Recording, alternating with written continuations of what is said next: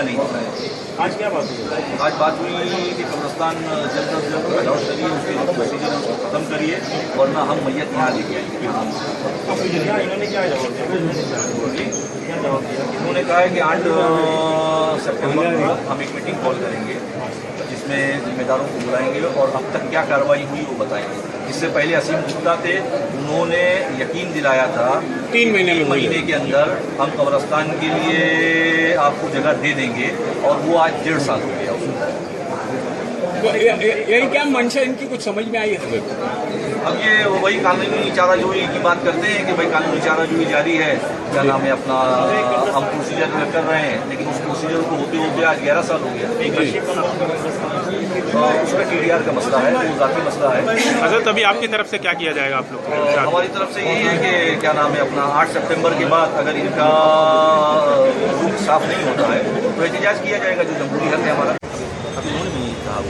और सब कई बार पूछा गया कि आपकी तरफ से कब्रिस्तान दे दी गई, अलॉट हो गई, ऐसे इशू आए, प्रेस कॉन्फ्रेंस भी हुई, तो कहाँ सब मामले अटक गए? कब्रिस्तान अलॉट हुआ, इससे कोई इनकार नहीं कर सकता है, पर उसका फाइनल कब्रिस्तान का घोषित होना ये उसके लिए बहुत ज़रूरतमंद है, क्योंकि शरीयतन तौर पे जब तक वो कब्रिस्तान करके घोषित नहीं होता तब तक कब्रिस्तान करके इस्तेमाल करना ये शरीयतन तौर पे नामंजूर है। तो उसके लिए कोशिश जारी है कि अंतिम चरण पे आके उसको कब्रिस्तान करके घोषित करना ये म्यूनसिपालिटी का काम है।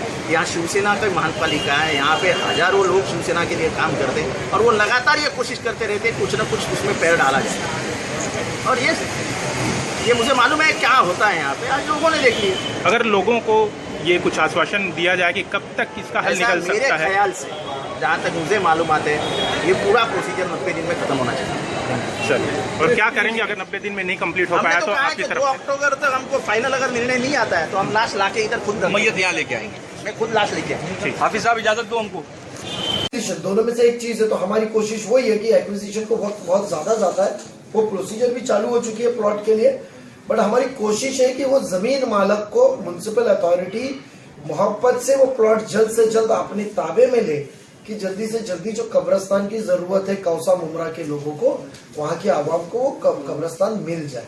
तो ये हमारी कोशिश आज उस चीज में, हर चीज में, तकनीकी में जो उलेमा इकराम आए थे, जो जिम्मेदार आए थे, उनको हकीकत रखी गई है सामने। उन्होंने भी इस हकीकत को सामने समझ के लिया है कि बेशक ये तकनीकी मामला है, मालक की रजा मंजूरी के बगैर हम वो कब्रिस्तान की जगह ताबे में ले नहीं सकते, वो कोशिश चालू है। और साथ ही साथ जो कानून में मालक रजामंदी से नहीं होता तो जो कानून में प्रोविजन है एक्विजिशन का, उसके तहत भी कार्रवाई चालू है, उसके दस्तावेजों के साथ तफसील में उसकी बात की है। इंशाल्लाह जल्द से जल्द वो चीज वहाँ की। कमिश्नर ने क्या जवाब दिया?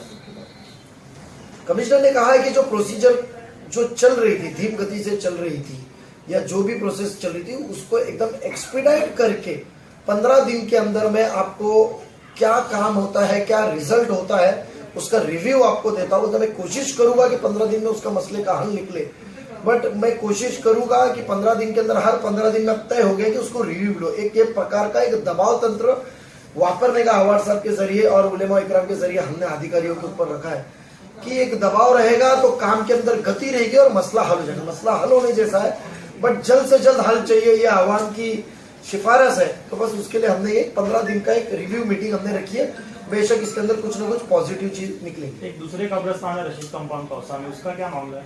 देखो, वो कब्रिस्तान तो नियत तौर पे बनाया गया है कॉर्पोरेशन में, तो वो आज एक आर जोन है। वहाँ के हमारे नगर सेविका अंसारी मैडम, वहाँ के सब जिम्मेदार ट्रस्टी, ये सब मिलके तो काम कर रहे हैं, सभी काम कर रहे हैं। उसके अंदर वो रिजर्वेशन डालना, इंशाल्लाह हमारी कोशिश है कि सितंबर महीने की जनरल बॉडी के अंदर रिजर्वेशन किया डालेगी, क्योंकि रिजर्वेशन नहीं, वो आर जोन है, उसके जरिए जो भी जमीन के मालक का है। बट हमने उसको बीपीएमसी एक्ट के जरिए कमिश्नर से मांग की है कि उसको एक कब्रिस्तान घोषित करने का जो अधिकार है, घोषित करके उसके मालक की रजा मंजूरी लगती है तो उनकी मंजूरी के साथ कब्रिस्तान घोषित कीजिए और जल्द से जल्द काम चालू कीजिए। कितना समय लग सकता है नजीब भाई सब दोनों की प्रतिक्रिया? बीपीएमसी एक्ट को तकरीबन महीने भर के बेशक कम से कम लगता है, मगर दूसरा कब्रिस्तान है उसके अलग अलग ऑप्शन है, वो ऑप्शन के ऊपर हम लोग बेशक कर रहे हैं।